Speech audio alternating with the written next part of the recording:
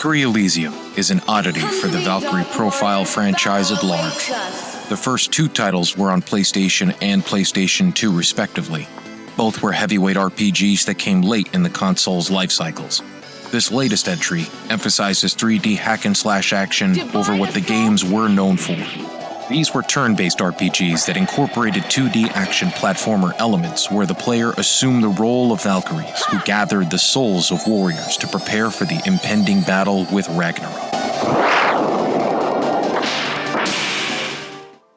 The last time we saw this franchise was as a strategy RPG on the Nintendo DS, a game that was so hardcore, so difficult, it killed the series.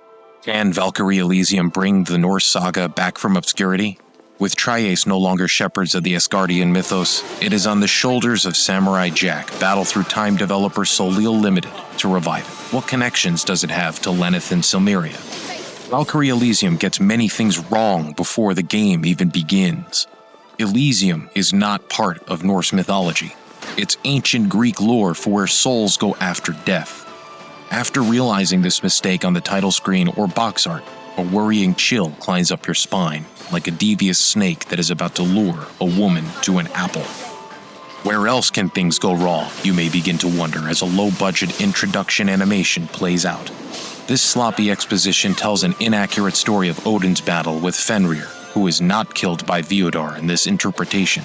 Instead, Odin triumphs over the massive wolf and needs to recover after the battle. The player is tasked with leaving Valhalla and seeking the various accoutrements that the All-Father needs to regain his strength and to recruit a few Einherjar along the way. Once the story gets underway, there is very little going on in it. Valkyrie Elysium has a very sparse plot, with only a handful of characters. There are only 4 Einherjar in Elysium, a pittance compared to prior games, which would have had a staggering 40 total recruitable party members. This is where the low budget becomes apparent, and it is only made worse the longer you play. Between the limited cast, low-cost cutscenes, repeated enemies, recycled assets, and barren levels, it is hard to believe that Valkyrie Elysium is a full-priced title. The story also suffers by its lack of scope. With such a small cast, it isn't hard to be a few steps ahead of the plot and figure where it's all going long before it does. As for the cast itself, the protagonist is an utterly cold and dull character who comes off as a dumb rock for not piecing together blatantly obvious cues.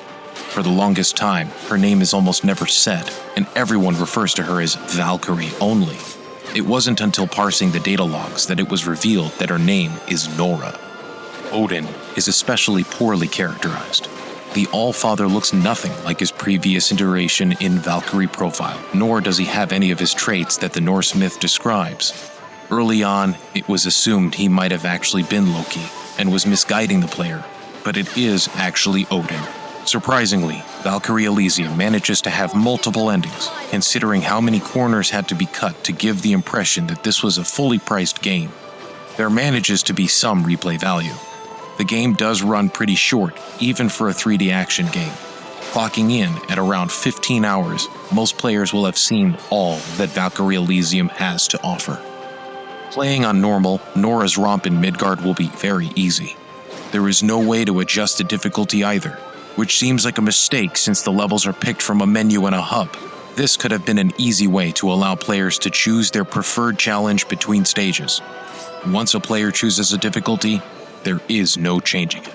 Most gamers expect the game to start fairly light and to adjust to a rising difficulty curve. Valkyrie Elysium on normal never gets harder. By the time you realize it's too easy and you've maxed out healing potions and nothing can stop you, the only option is to restart the entire game on hard, or to try to stay awake during a very easy hack and slash. After the disappointment of the bare-bones narrative and lack of continuity with Lenneth and Silmeria washes over you like a terrible sewage, maybe you can try to appreciate the finer aspects of Elysium. There are some good qualities to be had, and they just might catch you off guard after expectations were set so low. The combat in Valkyrie Elysium is at its high point by a mile.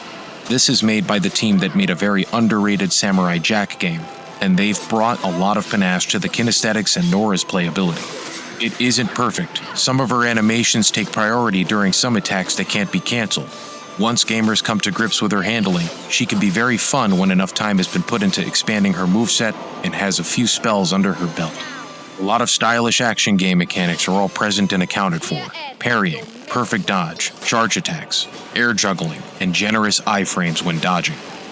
On top of all the refined fundamentals, Nora also has a grapple hook. She is able to close gaps between foes very quickly, and it even has a very effective guidance on it that rarely makes mistakes. Nora is able to rain down a divine hellfire like a real Azer and stagger massive foes, while summoning 4 warriors to kick them while they're down. There are a lot of options while in combat, and it never seems like the player will be limited with their approach. Compounded with the flurry of special effects on screen, the audio and visual feedback makes each hit feel very satisfying. Battles tend to become a storm of particle effects, sparks, and explosions. It becomes palpable with everything being felt. Where the gameplay falters is how side quests are handled. During the main story, players may come across wayward souls, and speaking to them unlocks the option to do the side quest later on the world map. The side quests always recycle the maps, shuffle enemy placement, and alter the route the player must take. On top of this, the side quests rarely amount to anything different than the standard combat and exploration. Rewards are usually a stat boost, a spell, or a new weapon, which is also lacking in variety. There are only 6, 8 if you count DLC, and only 3 of them are any good to use, with the others being too slow. Graphics are a mixed bag of mostly good. The main complaints are the drab and plain locations. Some vistas are genuinely impressive, and the character models are appealing and easy on the eyes. This is an Unreal Engine 4 game, so it does have the signature look that most Unreal Engine 4 games tend to have. The artists opt for a subtle black outline shader on the models. The effect helps make the characters pop out more and adds an illustrative quality to the visual identity. Sadly, Nora's Naruto running animation is one of the goofiest ever, and she looks intensely stupid dashing around with her arms flopping around behind her. A lot of Valkyrie Elysium can feel cheap, but the score never does. Motoi Sakuraba's music can be a hit or miss. He has a very distinct sound, and thankfully his worst qualities don't manifest here. His soundtrack sounds very classy and airy. It perfectly fits the style and tone that the game has in its visuals. Valkyrie Elysium has some very sad lows, but it does manage to have a few highs that make it endearing. The developer clearly has a lot of talent at making stylish 3D action games on a shoestring budget, and they got the most important parts right. For what you are getting, Valkyrie Elysium is not recommended at full price. There is fun to be had, but it is more of a guilty pleasure kind of fun, like Stranger of Paradise. Fans of the past entries will be confused and disappointed, but most gamers will enjoy the visceral and fast action.